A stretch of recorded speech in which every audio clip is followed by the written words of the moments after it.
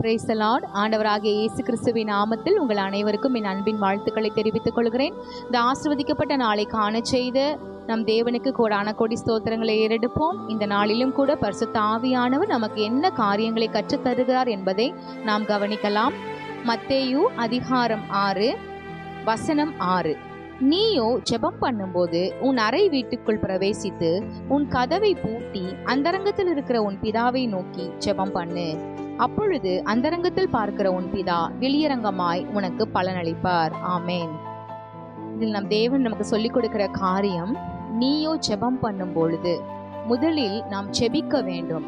நாம் ஜெபிக்கிற ஒரு ஜனமா இருக்க வேண்டும். தேவன் விரும்புகிற ஒரு காரியம், அவரோடு தொடர்ந்து நாம் இணைப்பில் இருக்க வேண்டும் என்று, அவரோடு உறவு வைத்துக் கொள்ள வேண்டும் என்று, அவரோடு இடைப்பட வேண்டும் என்று சொல்லி தேவன் விரும்புகிறார். நம்மில் பலர் ஒரு நாள் ஜெபிக்கிறோம், ஒரு நாள் வேதம் வாசிக்கிறோம், சில நாட்கள் நிறைய நேரங்கள் நாம் தவறி விடுகிறோம். ஆனால் தேவன் விரும்புகிற காரியம், நீயோ ஜெபம் பண்ணும்போது நாம் ஜெபிக்கிற ஒரு ஜனமாய், ஜெபிக்கிற ஒரு மனிதர்களாய் நாம் இருக்க வேண்டும் என்று தேவன் விரும்புகிறார். ஜெபம் என்பது தேவனுக்கும் நமக்கும் இடையேயான ஒரு கம்யூனிகேஷன், தேவனுக்கும் நமக்கும் இடையேயான ஒரு வார்த்தை தொடர்பு.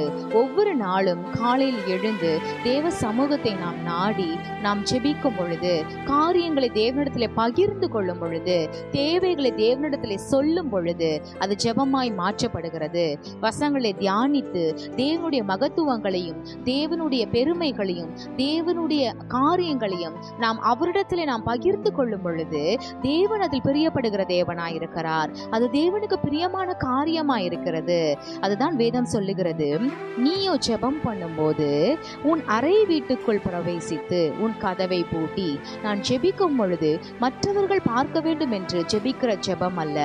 யார் பார்த்தாலும் பார்க்காவிட்டாலும் என் தேவன் என் மீது நோக்கமாயிருக்கிறார். 24 மணி நேரமும் அவர் என் மீது கண்ணோக்கமாயிருக்கிறார். என்னை பார்த்து கொண்டிருக்கிறார். நான் அவரோடு பேச வேண்டும், என் காரியங்களை பகிர்ந்து கொள்ள வேண்டும், என் விருப்பு வெறுப்புகளை அவரிடத்திலே நான் 100% உண்மையாய் பகிர்ந்து கொள்ள வேண்டும் என்று சொல்லி நாம் முடிவெடுத்து தேவனிடத்திலே நாம் பேசும் பொழுது, தேவனிடத்திலே நாம் சஞ்சரிக்கும் பொழுது அது ஜெபமாய் மாற்றப்படுகிறது.